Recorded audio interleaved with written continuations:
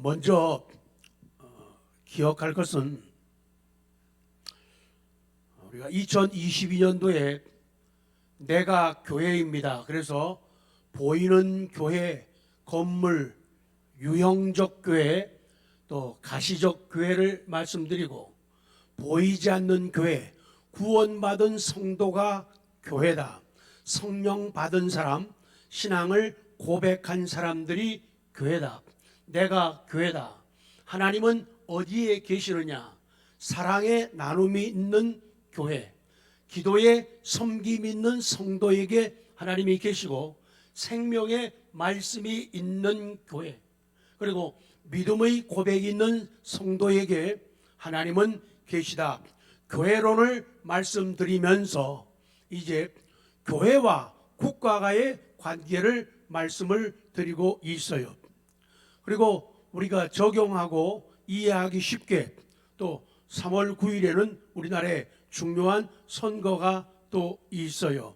그래서 이 말씀을 계속 드릴 때 정치 얘기를 하고 있다고 들으면 그 사람은 실패한 사람입니다. 절대로 한평생을 여러분이 같이 생활했지만 저 정치하는 사람 아닙니다. 정치를 얘기하는 게 아니라 우리 삶의 현장을 이야기하는 거예요. 삶의 현장을, 성경을 통해서 성경 말씀이 어떻게 적용되어지고 어떻게 응답되어 가는가, 사람들이 말씀에 대해서 어떤 반응을 이 현실 속에서, 삶의 현장에서 나타내는가, 그 이야기를 하는 것이지, 설교가 아니라 정치 얘기로 듣는다고 하면은 여러분들은 벌써 시작부터 실패하고 들어가는 겁니다. 그래서 정치가 아니라 설교, 말씀을 듣는 거예요. 그래서 오늘 이 시간은 교회와 정치의 개혁은 하나님 말씀을 통해 이루어진다. 우리 성경의 사실과 역사도 그렇고, 우리 교회가 설립되어서 지나오면서 수많은 시간이 흐르면서 기독교 역사가 기록이 되었습니다. 그 가운데 그때마다 하나님께서 어떤 시대에 어떤 사람들을 통해서 일하신 것이 선명하게 보일 때가 참 많았습니다.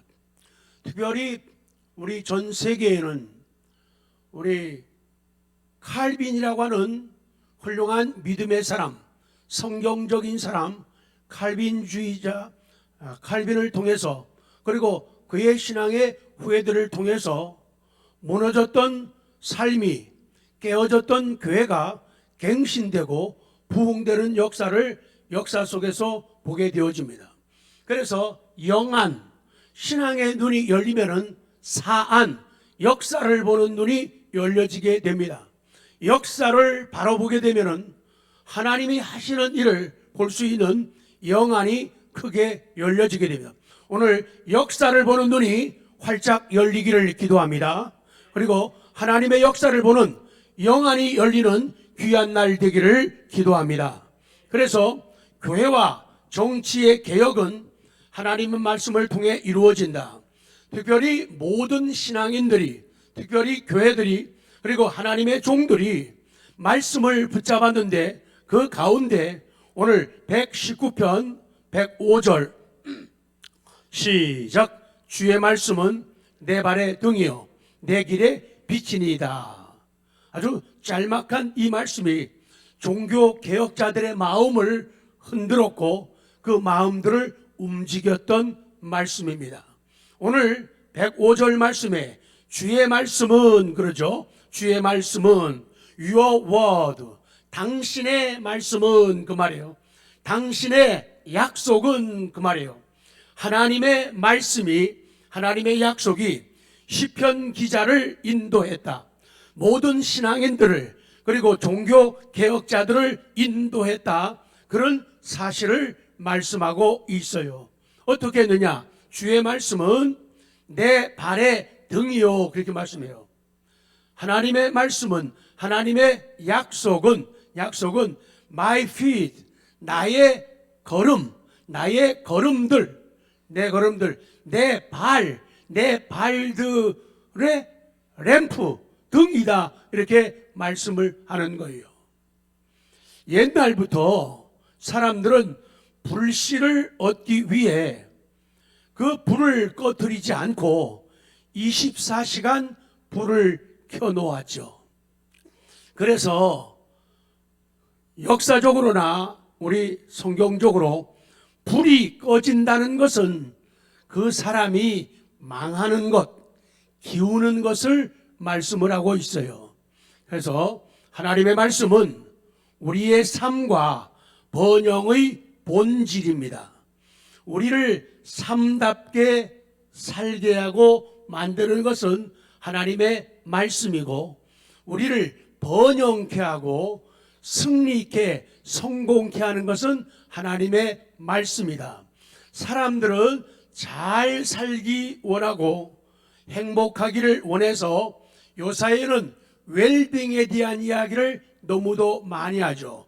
웰빙, 잘 사는 것, 잘 존재하는 것, 행복해지는 것, 그 본질이 하나님의 말씀이라는 거예요. 그래서 말씀이 들어간 사람은 그 말씀이 등불이 되고 그 말씀이 빛이 되니까 어두움 속에 빠지거나 어떤 것에 장애물에 걸려가지고 넘어지는 일들이 적거나 없게 되어진다, 그 말씀이에요. 그래서 웰빙을 정말로 원한다고 하면은 말씀을 붙잡으라는 거예요. 말씀으로 돌아가라는 거예요. 한 살 한 살 나이를 잘 먹고 잘 늙어가려고 하면은, 웰 에이징 하려고 하면은, 나이를 잘 먹으려면은 말씀이 들어와서 말씀이 내 삶을 관통해야 돼요.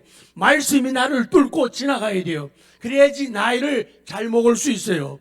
말씀과 상관없으면은 그 사람은 웰빙 할 수도 없고 웰 에이징, 나이를 예쁘게 곱게 먹을 수가 없다고요. 지저분한 인생이 되고 추한 늙음이 찾아올 수밖에 없다는 것이죠. 그리고 웰 다잉, 잘 죽을 수 있으려면은 하나님의 말씀이 내게 들어와서 말씀이 나를 이끌어 가야 돼요.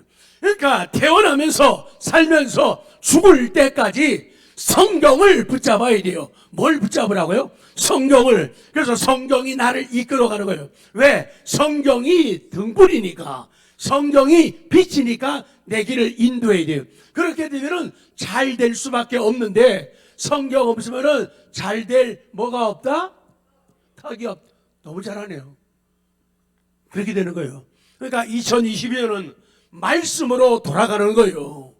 말씀으로 돌아가는 거예요. 말씀으로 돌아가겠습니다. 선포 시작. 좀 별로 마음에 없는 분이 있는 것 같아요. 시작. 말씀으로 돌아가겠습니다. 여러분들이 말씀으로 돌아가고 제가 말씀으로 돌아갈 때 우리 자신들은 달라지고 우리의 가정이 새로워집니다. 직장이 새로워집니다. 사업장이 새로워집니다. 학교가 새로워져요. 우리 사회 국가가 새로워질 수가 있다. 우리 모든 종교개혁자들 마음속에 하나님의 말씀이 관통하여 들어갔어요. 그랬더니 변화가 일어나기 시작을 하는 거예요. 그래서 이 나라 이 민족이 정말로 잘 되는 방법은 모든 위정자들이, 모든 지도자들이 말씀 속으로 들어가야 된다. 그 말씀을 우리에게 주고 계시는 거예요. 그리고 주의 말씀은 Your word, 당신의 말씀은, 당신의 약속은 내 길의 빛입니다. 위와 동일한 개념이 반복되고 있는 거예요. 개인도, 가정도, 교회도, 사회도, 국가도 이 말씀의 은혜를 받아야 돼요. 오늘 전하는 저 자신도 뭘 받아야 돼요? 말씀의 은혜를 제가 받아야 됩니다. 말씀을 경청하시는 여러분들도 말씀의 은혜를 받아야 됩니다. 그리고 말씀의 인도를 받아야 돼요. 그 말씀으로 교회가 개혁되고 말씀으로 국가도 개혁될 수가 있는 거예요. 그러나 말씀이 외면당하고 말씀이 무시당하는 것은 어떤 변화도, 갱신도, 개혁도, 부흥도 있을 수가 없다는 거예요. 자, 이제 한국적 상황을 우리가 적용을 시키는 거예요. 결코 정치 얘기가 아니라 성경을 이야기하는 거예요. 교회가 국가와의 관계 속에서 어떤 관계를 정립해야 되느냐. 한국의 대표적인 목회, 대표 뽑은 적은 없어요. 근데 그냥 큰 교회거나 교인들이 많거나 재정이 많으면은 보통 큰 교회라 그래요. 그래서 그분들을 대표적인 교회 목회자라고 말합니다. 각 교단의 지도급 목회자들은 교회와 국가는 분리돼야 된다. 그리고 교회는 중립을 지켜야 된다. 기도만 하면 된다. 이렇게 주장하는 사람들이 있어요. 자, 여기를 보십시오. 여기가 교회입니다. 여기가 국가입니다. 성경 어디에도 교회와 국가는 분리되어야 된다, 분리되었다라고 말씀하지를 않아요. 그거는 정교 분리의 원칙은 사람들이 만든 거예요.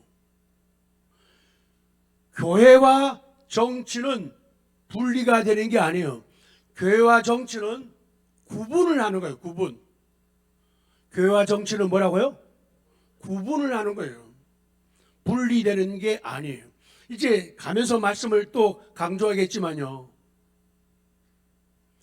교회는 정치는 구분이 되어 있어요. 따로 떨어져 있어요. 교회가 힘이 더 강하거나 국가가 힘이 더 강하면 그 나라는 힘들어져요. 그리고 부패가 생기게 되는 거예요. 국가 권력이 세가지고 교회를 우지좌지하게 되면은 교회가 목회자들이 그 정권에 빌붙어 가지고 아부하고 아첨하면서 봉급 타먹으려고만 해요. 그러다 보니까 잠들고 병들고 죽어가고 부패하는 거예요. 반대로 교회가 힘이 너무 세가지고 교회 정치 권력을 우지좌지해가지고 왕이 목사에게 교황에게 와서 무릎을 꿇고 대통령이 와서 무릎을 꿇고 이렇게 되면은 이거는 망가져가는 나라예요. 서로가 분리된 게 아니라 구분이 하는 게 다르다 그 말이죠. 근데 이제 최종적인 결론은 그 얘기예요. 그러면 교회법을 따를 것이냐, 어떤 최종적인 선택을 해야 할 경우에요. 중요한 경우에 교회법을 따를 것이냐, 사회법을, 정치 권력의 법을 따를 것이냐 할 적에 뭘 따라야 된다고요? 모법을, 어머니 법을 따라야 된다. 그 어머니 법이 하나님의 말씀, 성경이다 그 말이죠. 그래서 성경이라고 말을, 캐논이라고 말은요 아주 중요한 거예요. 자와 같다는 거예요. 그래서 성경이 다른 법도 다 훌륭하고 귀하고 중요하지만은 성경이 최상위의 법이에요. 상위법이다. 그렇기 때문에 상위법을 따르는 거예요. 그래서 성경에서도 갈라디아서도 사도들의 얘기가 그 얘기예요. 내가 사람을 두려워하랴 하나님을 두려워하랴. 만약에 사람을 더 두려워하면은 나는 더 이상 하나님의 종이 아니다. 상위법. 무슨 법을 따르기 때문에 그래요? 모법, 상위법을 따르기 때문에.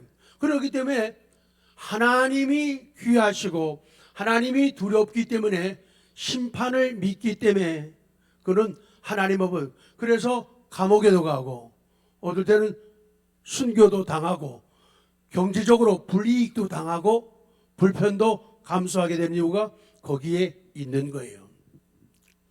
그래서 어떤 목회자들은, 교회들은 개입하지 말고 기도만 하라는 거예요. 그래서 대개 중대형 교회 목회자, 다는 아니에요.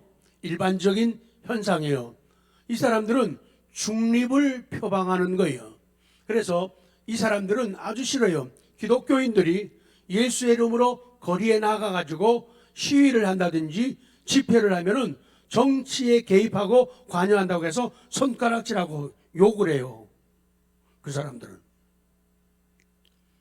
아까도 얘기했지만은 우리 역사 가운데서 제일 나쁜 선례가 뭐냐? 교회가 교황권이 국왕, 나라의 왕을 우지자지할 때, 그때가 로마 가톨릭이 점령하고 관장하고 일할 때예요. 이름을 다 기억 못해요. 황제가 교황에게 잘 보이려고 찾아와가지고 추운 겨울에 밖에서 오랜 시간을 무릎을 꿇고 앉았는 거예요. 교황을 만나기 위해서. 황제가. 이게 잘못이라고 말이죠. 그만큼 교회가 교황권이 강하다 보니까 모순, 부조리, 부패가 많아지는 거예요. 그 당시에 로마 가톨릭의 죄악상, 부패상이 최극을 다다르던 그런 시대죠. 역사학자들이 다 발견했어요. 그 당시에 성당 지하에다가 애기들의 시신이, 애기들의 뼈가 무더기로 막 나오는 거예요. 왜? 교회가 타락을 한 거예요. 그래서 신부들이, 수녀들이 그 안에서 범죄를 하는 거예요. 그래갖고 수많은 세월 지나면서 나중에 밝혀지고 드러나면서, 왜? 죄를 지어도 잡아갈 사람이 없는 거예요. 그러니까 교회가 정권을 우지자지하면 그 나라는 가망이 없는 거예요.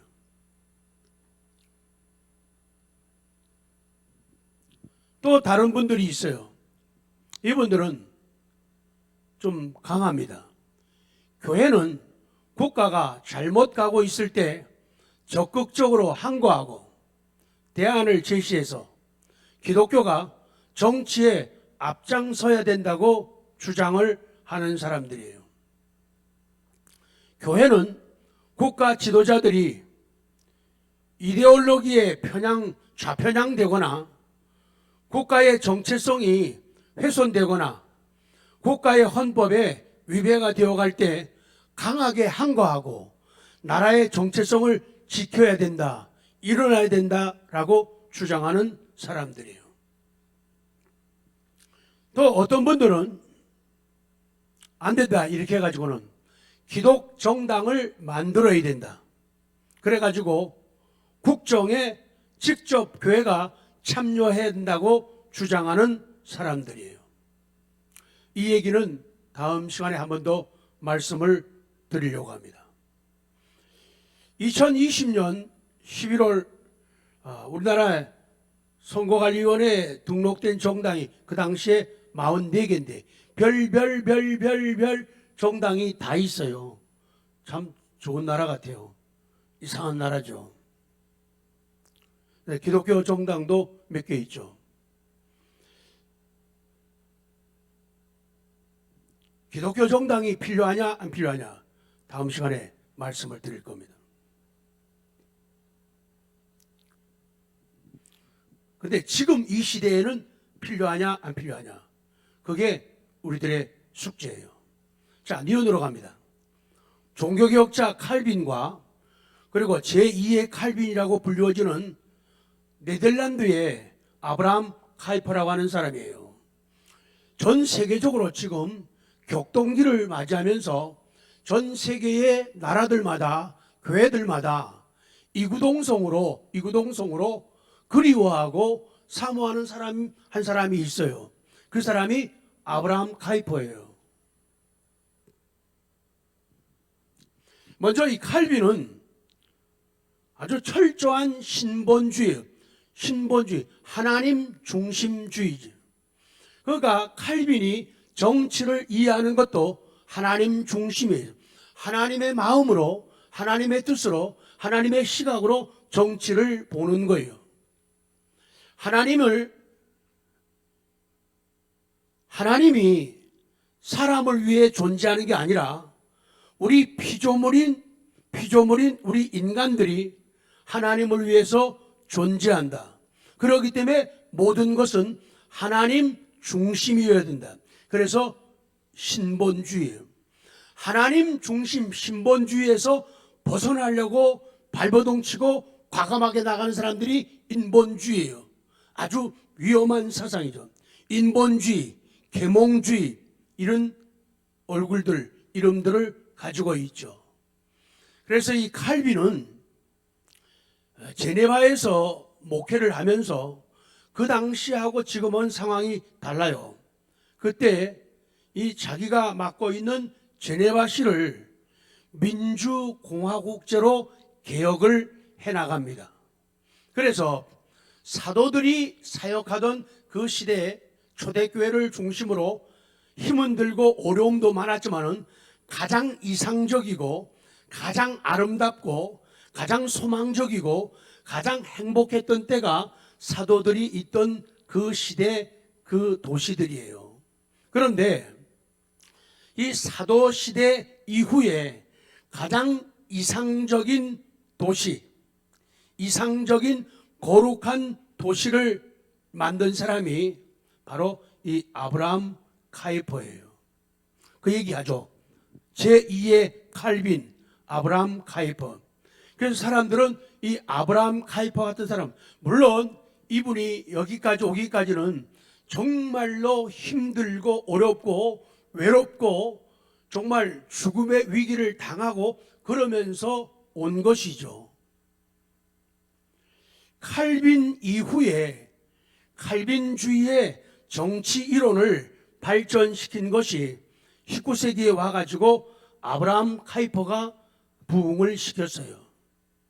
그런데 이 카이퍼에게는 훌륭한 스승, 훌륭한 멘토가 있었어요. 그 사람이 흐룬이라고 하는 역사학자예요. 그러면서 정치하고 있는 훌륭한 당수였죠. 이분은 훌륭한 칼빈주의자이면서 훌륭한 저서를 엄청 많이 쓰고 사람들에게 덕망을 얻고 있는 그런 역사학자, 신학자이면서 기독교 정당의 당수로 일하던 사람인데 이분이 아브라함 카이퍼에게 영향을 끼치고 그 당시에 열정적인 설교가이고 철저한 개혁주의자였던 아브라함 카이퍼를 자기 사상적 후계자로 지명을 합니다. 그래서 이 멘토였던 흐루는 자기 나라 국가 네덜란드와 그리고 네덜란드 교회의 운명을 칼빈주의적 성경적 사상 위에 굳게 세우는 일들을 해나갑니다. 그래서 정치, 경제, 사회, 문화, 교육, 예술 전반에 걸쳐서 일할 수 있는 걸출한 인물, 걸출이 뭐예요? 남보다 훨씬 뛰어난 인물, 이 카이퍼를 지명을 하는 거예요. 우리가 생각할 게 이거죠.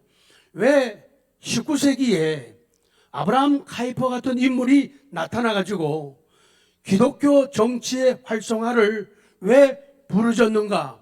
그 당시의 배경을 우리가 생각을 해야 됩니다. 그 당시에 16세기, 17세기 그때는 다른 나라도 그렇지만은 특별히 이 화란이 네덜란드예요. 네덜란드가 화란이에요. 그런데 이 16, 17세기에는 아주 개혁주의 신앙 사고방식이 이 사상이 찬란하게 꽃을 피웠어요. 16세기, 17세기에. 그런데 시간이 가면서 사람은 완전한 게 없고 모든 것은 온전한 게 없잖아요. 변하고 바뀌잖아요. 그러다 보니까 18세기 넘어가고 19세기 들어가면서 아까 말한 대로 계몽주의, 인본주의, 합리주의, 또 칼막스 때문에 공산주의, 또 하나님은 없다, 모든 것은 물질로 되어졌다, 무신론, 이런 것들이 누룩처럼 퍼져가기 시작한 거예요. 그러다 보니까 교회들이 흔들리기 시작했고 목회자들이 흔들리면서 교회에 위기가 온 거예요. 그래서 이런 믿음의 사람들이 교회는 병들고 국가는 국가의 절대 권력을 남용하는 거예요. 그래가지고는 교회를 향해서 인본주의를 던지고 세속주의로 교회를 장악하면서 교회가 무기력하도록 어떤 것에도 바른 소리를 못하고 안 하게끔 지지를 못하게 만들어버리는 거예요. 제도를 가지고 꼼짝을 못하게 만들어요, 교회를. 그래서 나라의 허락 없이는 교회가 세워지지도 못하고 열지고 닫을 수도 없는 거예요. 나라를 통해서만이 먹고 살 수가 있으니까 목회자들이 입을 다물기 시작하면서 거기에 맹종하고 추종하기 시작한 거예요. 그러면서부터 교회가 흔들리니까 사회가 흔들리게 되고 국가가 흔들리고 백성들에게 위기가 오게 된 거예요. 그래서 이렇게 해서는 안 되겠다. 그래서 제가 첫 시간에 말씀드린 대로 그 당시에 네덜란드가 국가교회, 교회는 교회인데 나라의 지배를 받는 그런 국가교회가 된 거예요. 말 한마디 끽 소리 못하는 교회, 이거 갖다가 교회 국가가 되어버렸다, 그 말씀이에요. 그럴 때 아브라함 카이퍼 이런, 그리고 후론 같은 이런 훌륭한 걸출한 신앙의 영웅들이 나타난 거예요. 그러면서 특별히 카이퍼 같은 경우에 모든 이들이 성경이 다 소중하지만은 특별히 오늘 본문 119편 105절 이 개혁자들이 이 말씀을 붙잡은 거예요. 그래서 이 말씀을 토대로 나가요. 교회와 국가를 향해서 자, 이제 우리나라가 말씀으로 돌아가야 된다. 왜? 말씀은, 주의 말씀은 your word, 당신의 말씀은, 당신의 약속은 내 발에 my feet, 내 발, 내 걸음의 등불, 램프가 되고 내 길에 빛입니다. 그런데 말씀이 죽어 있고 말씀이 외면당하다 보니까 빛의 인도를 못 받으니까 나라가 어두움으로 떨어지는 거예요. 백성들이 빛의 인도를, 등불의 인도를 못 받으니까 이것도 실패하고 이것도 무너지고 여기서도 자빠지고 저기서 뒹굴고 저기서 낭떠러지로 구르고 그런 인생을 살아가는 거예요. 아, 안 되겠다, 말씀으로 돌아가야 된다, 말씀으로. 그래서 그 운동을 진행하고 설파하게 된 거라, 그 말씀이에요. 그래서 교회를 향해서, 국가를 향해서 하나님의 말씀으로 돌아가자, 말씀으로 돌아가자. 그리고 아까 16세기, 17세기에 이 칼빈주의적인 신앙적인 사상이 꽃을 피웠다 그랬죠. 그 16세기 칼빈의 신학과 그 신앙으로, 성경으로 복귀하자고 외친 거예요. 쭉 넘어갑니다. 하나님의 주권에 순종하고 하나님의 법을 따르도록 하는 것, 이것이 나라와 민족이 사는 길이다 라고 이분들이 외치게 된 거예요. 그러면서 교인들을 흔들기 시작을 한 거예요. 사람들을 흔들게, 깨어나라고, 일어나라고, 말씀으로 돌아가라고 쭉 내려갑니다. 칼빈주의자 카이퍼의 입장은 민주주의는 가장 좋은 정치 체제이다. 그러나 다수가 항상 옳은 것처럼 보이는 것이 문제다라고 지적을 합니다. 정부, 거버먼트가 뭐냐? 정부가 뭐냐? 하나님의 일반 은총의 도구다. 그러면서 이렇게 쉽게 설명을 합니다. 하나님께서 그리스도 안에서 인간을 구원하는 구속사역, 이걸 뭐라 그래요? 특별 은총이라고 하는 거예요. 특별 은총. 그래서 정부나 정치, 경제, 사회, 예술, 문화 등 모든 영역, 이런 것들은 일반 은총이다.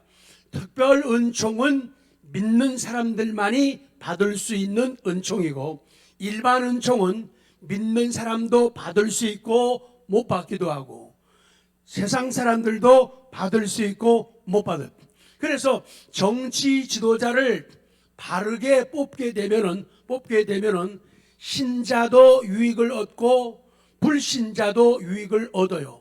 그런데 정치 지도자를 잘못 뽑게 되면은 신자도 교회도 고통을 당하고 백성들도 그 정권이 바뀔 때까지 고통을 당한다. 그 얘기예요. 그렇기 때문에 이 특별 은총을 강조하면서 일반 은총이 정부다. 그렇기 때문에 이 일반 은총, 정부가 가진 권한도 하나님이 주신 일반 은총이야.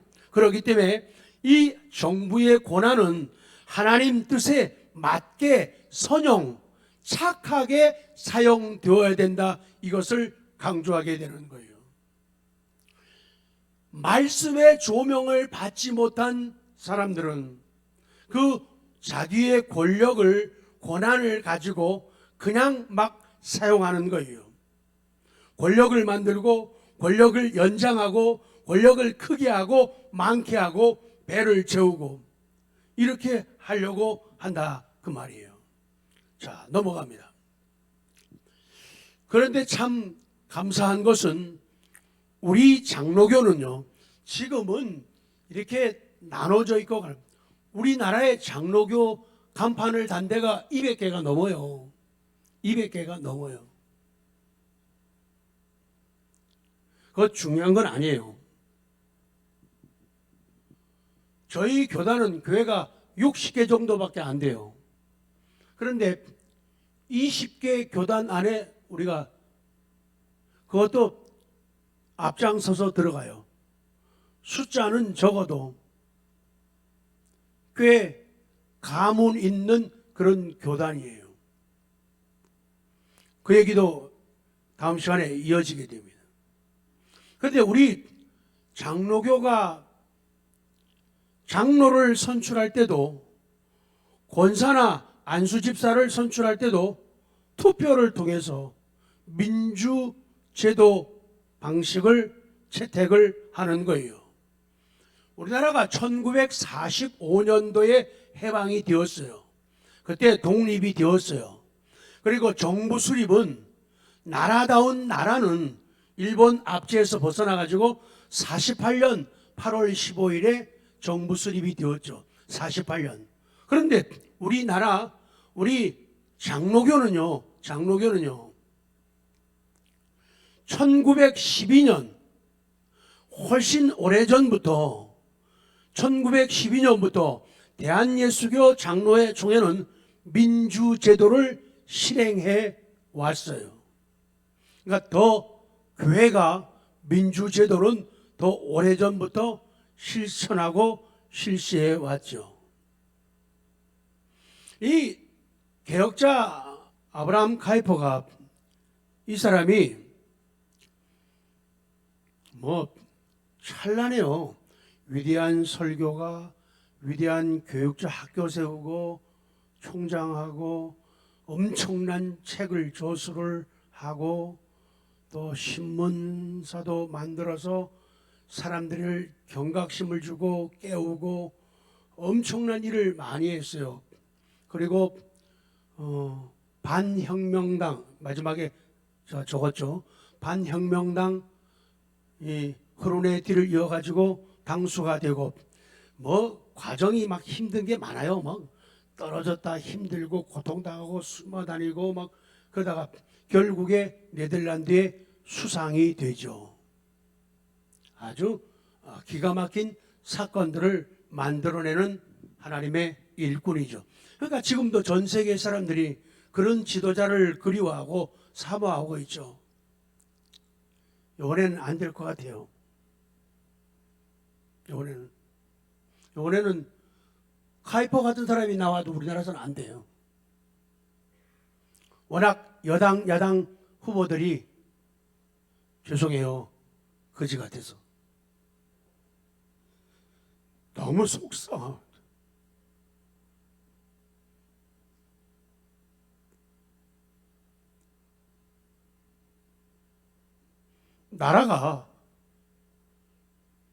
나라가 아니다. 지금 정치 얘기가 아니라 성경을 볼 때 이게 아니다. 주의 말씀이 발에 등불이고 주의 말씀이 길의 빛인데 등불 도움 못 받고 빛의 도움을 못 받는 그런 상황에 놓였으니 이 얼마나 통곡하지 않겠는가.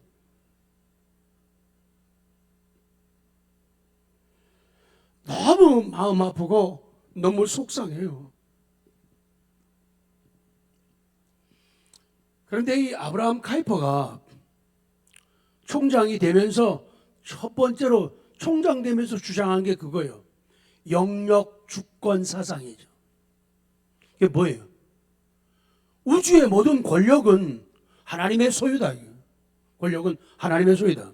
그런데 그 하나님의 소유인 하나님의 권력이 이 땅에서 구체화되어서 권력이 나타날 때 이 권력은 한 사람이나 한 기관에 독점돼서는 안 된다. 이게 영역 주권 사상이에요. 한 사람의 독재자라든지 한 당에 의해서 모든 것이 일사천리로 진행되거나 추진되거나 이거 안 된다고 해요. 권력이 검찰에 집중이 되거나 법원에 집중되거나 어떤 행정기관의 장관들에 의해서 흐르거나 움직이거나 이런 나라가 되면 안 된다. 이게 영역 주권 사상이라는 거예요. 그래서 그런 나라가 돼야 되고 그런 젊은이들을 가르쳐야 되고 그런 젊은이들을 키워야 된다. 그래서 총장 취임하면서 이런 얘기를 하는 게 전 세계적으로 센세이션을 일으키게 되는 거예요. 그래서 모든 영역에는 하나님의 절대 주권, 하나님의 뜻이라고 말이죠.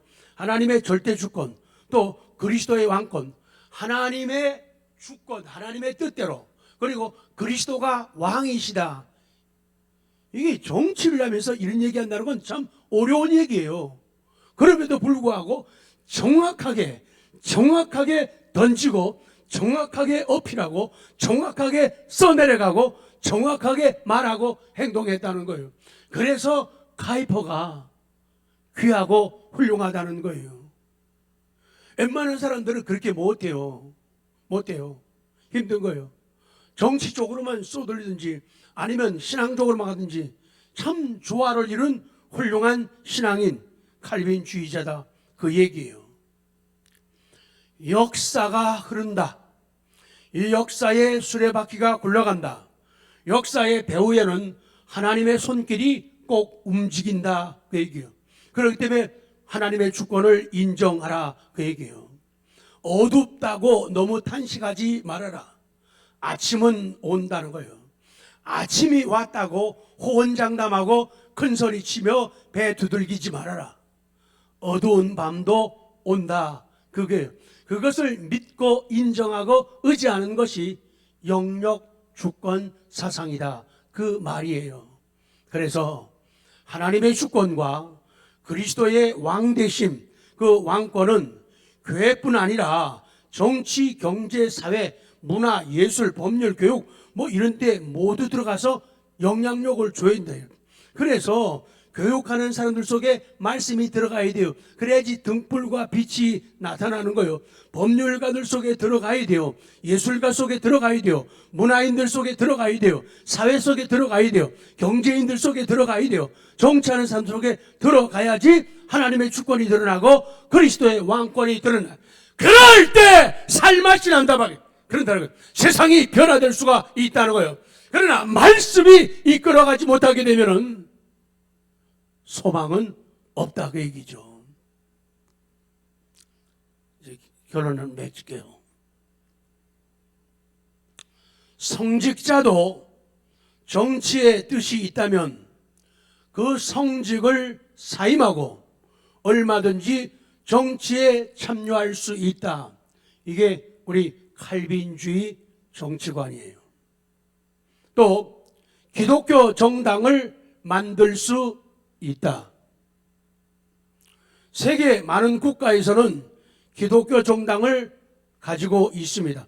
심지어는 공산주의들, 옛날에는 러시아가 그렇게 무너지고 망가지고 그 사람들은 작용화도 아니고 자기들이 작용화의 본체니까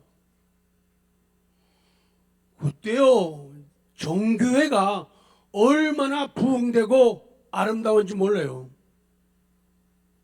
칼막스가 신학생이었다는 얘기 지난번에 했잖아요. 그런데 말씀의 빛이 등불이 없다 보니까 그렇게까지 망가지는 거죠. 그러나 그는 지금도 아주 무시무시한 그런 악역을 계속하는 나라가 된 거예요. 러시아에도 기독 정당이 있어요. 워낙 그러니까 맥을 못 주죠. 지금 결론이에요.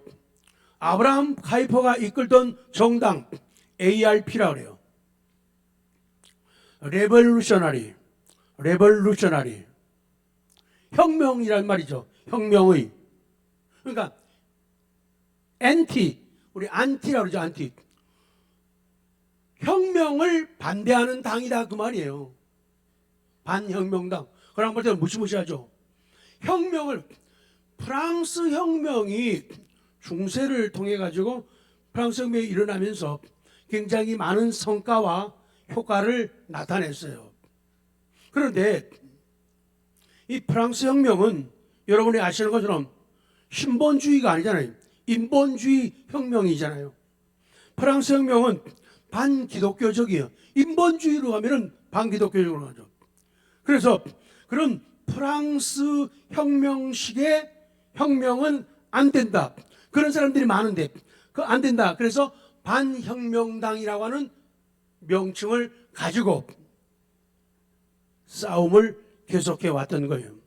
그래서 결국에 프랑스 혁명은 공산주의 혁명은 아니에요. 인본주의 혁명이에요. 그런데 프랑스 혁명은 공산주의 혁명과 연결이 되어 있어요. 여기 역사를 보면은. 그렇기 때문에 위험한 사상이다. 그렇기 때문에 혁명은 안 된다. 그래서 반혁명당, 그래서 그 당시 분위기에 맞춰가지고 그 당을 만들어가지고 이 카이퍼가 당수가 되고 훗날에 참 귀한 일, 큰 일을 참 많이 했죠. 세계적인 영향을 주었죠. 지금은 네덜란드가 어떻게 흘러가는지, 거기는 그 기독교인보다도 천주교인들이 가톨릭이 더 많아요. 그럼에도 불구하고 그런 영향력을 나타냈다는 것, 우리들이 정말로 다가설 수 없는 그런 부분도 많이 있지만은 그럼에도 불구하고 우리들의 마음속에서 신본주의로 하나님 중심으로 말씀 중심으로 나아간다면 나름대로의 삶을 우리는 웰빙의 삶을 웰에이징 나이 먹어가는 삶을 웰다잉 아름답게 곱게 죽을 수 있는 삶을 충분히 살 수가 있고 우리 자녀들에게 자손들에게 주변 사람들에게 선한 영향력을 충분히 끼칠 수가 있다. 그런 말씀을 드리면서 여기서 마치겠습니다.